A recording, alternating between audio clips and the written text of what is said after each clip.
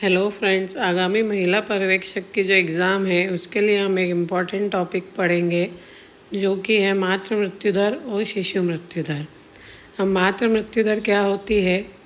जो WHO के according गर्भवती होने पर या प्रसव के 42 दिन के भीतर जिन महिलाओं की मृत्यु हो जाती है उसे मातृ मृत्यु दर कहते हैं। प्रति 1 लाख जीवित जन्म पर होने वाली माताओं की मृत्यु को मातृ मृत्यु दर कहते हैं। और ये क्वेश्चन एग्ज़ाम में आया है कि कितने पर, तो ये एक ऐसा आंकड़ा है जो प्रति 1 लाख पर निकाला जाता है, तो ये आपको याद रखना है।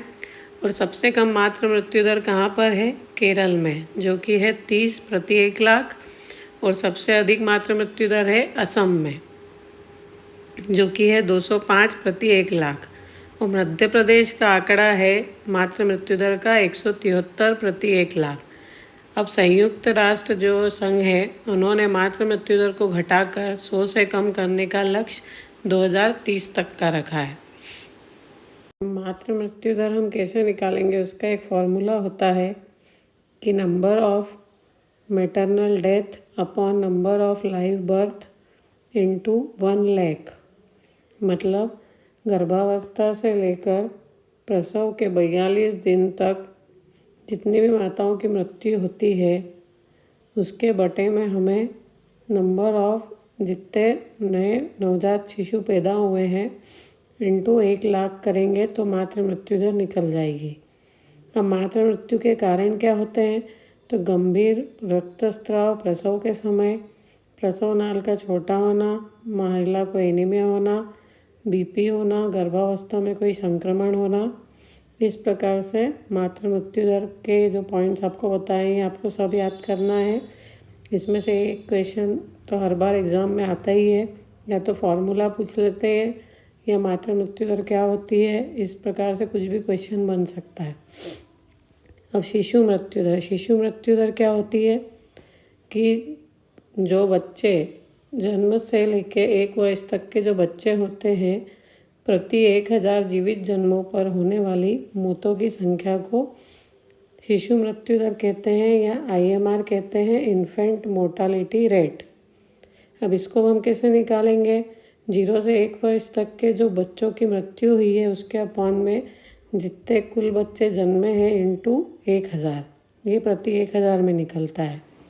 अब एक होता है NMR जो नियोनेटल मोर्टालिटी रेट होता है, या इसे हम नवजात मृत्यु दर कह सकते हैं, जो कि 0 से 28 दिन के बीच या 1 माह तक के बच्चों का प्रति 1000 में निकाले जाता है। अब इसमें क्या होगा, इसको कैसे निकालेंगे? 0 से 28 दिन तक के जो बच्चों की मृत्यु हुई है उसके बटे में जितने जीवित जन्म हुए हैं इंटू 1000। इस प्रकार से हम मातृ मृत्यु दर, शिशु मृत्यु दर और नवजात शिशु मृत्यु दर निकाल सकते हैं। तो आपको इसका फॉर्मूला भी पूछा जा सकता है या इसकी डेफिनेशन भी पूछी जा सकती है। इनमें से इस टॉपिक में से एक क्वेश्चन तो आता ही है। बच्चों में एक और मृत्यु दर होती है जिसे हम U5MR बोलते हैं। अब U5MR क्या होता है? जो 0 से 5 वर्ष तक के बच्चों की प्रति 1000 जीवित जन्मों पर जो मृत्यु होती है उसे U5MR बोलते हैं। अब इसको निकालने का फॉर्मूला भी वही होगा कि 0 से 5 वर्ष के जो बच्चों की मृत्यु हुई है उसके अपॉन में नंबर ऑफ जीवित जन्म इंटू 1000। अब हम इसमें डाटा पढ़ेंगे कि मध्य प्रदेश की जो शिशु मृत्यु दर है जिसको हम IMR बोलते हैं वो है 48 प्रति 1000। और जो राष्ट्रीय मृत्यु दर है शिशुओं की वो है 32 प्रति 1000। और सबसे ज़्यादा मृत्यु दर, शिशु मृत्यु दर MP में होती है। ये क्वेश्चन आ सकता है। IMR के संबंध में 2025 तक भारत सरकार का लक्ष्य है कि इसको घटा करके 23 करना, और UNO का जो लक्ष्य है 2030 तक का, उसमें IMR जो शिशु मृत्यु दर है उसको घटाकर 15 करना। अब MP के हम कुछ आंकड़े पढ़ेंगे, जैसे कि MP में जो नवजात शिशु मृत्यु दर है उसका आंकड़ा है 35 प्रति 1000। और MP में जो शिशु मृत्यु दर है 0 से 1 वर्ष के बच्चों की वो है 48 प्रति 1000।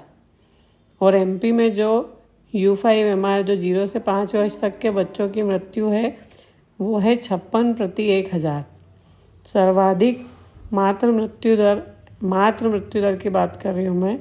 जो माताओं की मृत्यु दर एमपी में सर्वाधिक कहाँ पे होती है? शहडोल और सागर संभाग में।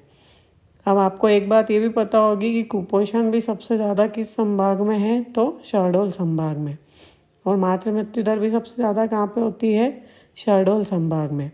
अब इससे हम कुपोषण की भी एक जानकारी समझ सकते हैं कि यदि माता कुपोषित है तो बच्चा भी कुपोषित होगा। तो उस प्रकार से कुपोषण भी वहाँ पे ज़्यादा है और मातृ मृत्यु दर भी शहडोल में ज़्यादा है। इसी प्रकार से हम आपके लिए बहुत मेहनत करके वीडियोस बना रहे हैं, तो आप देखें, पढ़ें और अच्छे नंबर लाएं और लाइक, शेयर और सब्सक्राइब करें ताकि हमें नए वीडियोस बनाने का मोटिवेशन मिलता रहे। धन्यवाद।